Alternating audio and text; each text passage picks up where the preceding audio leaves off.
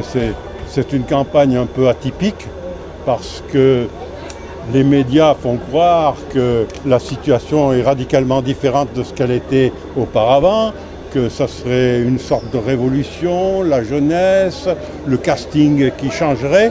Or, nous qui avons vécu déjà la politique, nous savons que ce n'est pas la première fois que la gauche, le Parti socialiste et la droite se conjuguent pour essayer de faire passer cette politique qui n'est pas une politique progressiste. On a connu ça sous la 4e République, où la SFIO, le Parti socialiste de l'époque, s'alliait avec la droite pour faire la campagne, pour faire la politique qu'on a connue à l'époque, la guerre d'Algérie, on était au bord de la guerre civile. Et ici, à Miramas, on a connu ça aussi. En 1959, il y a eu le Parti socialiste s'est allié avec toutes les forces de droite, le MRP et l'UNR, pour essayer de battre la municipalité communiste sortante.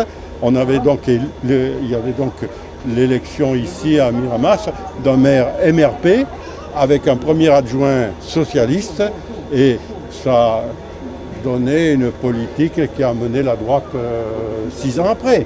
Donc c'est une situation actuellement que nous avons déjà connue et nous savons à quoi elle mène. C'est-à-dire que les travailleurs, ceux qui ont besoin du changement, eh bien, ne vont pas y trouver leur compte.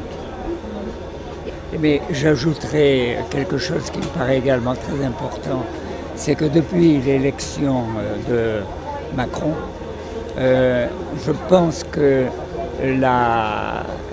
les marchés financiers, la haute finance, ont changé de logiciel, non pas sur le contenu même de la politique d'austérité, de cette politique d'européanisation sous l'égide des marchés financiers qui est menée depuis bientôt 30 ans, mais tout simplement parce que la haute finance estime que, compte tenu de la gravité même des difficultés que rencontre dans le processus d'accumulation des richesses, la haute bourgeoisie, la finance préfère diriger elle-même les affaires du pays plutôt que de les faire diriger comme ça a été le cas jusqu'à présent par personnages politiciens interposés. Sarkozy et Hollande en sont les deux meilleurs exemples. Donc, c'est facile de déduire que dans le cadre de cette élection législative, le choix il est vite fait. Si on considère dans la 16e circonscription que l'ensemble du panorama politique comprend un camp qui est celui des dominants, et au-delà de ce camp qui est celui des dominants, dans lequel évidemment figure la soi-disant République en marche, eh bien il y a une opposition vigoureuse qui s'est traduite au premier tour de la présidentielle par près de 20% d'électeurs et 7 millions d'électrices et d'électeurs. Cette force puissante qui s'est affirmée au premier tour, elle est représentée à Miramas, à Arles et dans la 16e circonscription par Gérard Giron. Et je suis très heureux que Gérard soit candidat.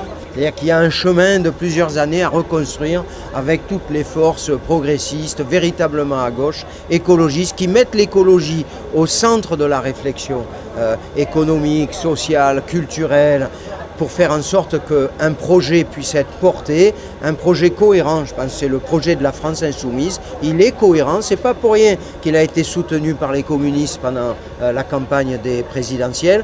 Et puis aussi travailler au fait qu'il faudra arriver tous ensemble à construire un outil cohérent, divers à plusieurs voies ou autres, mais qui porte cette cohérence. On a besoin du projet et de l'outil.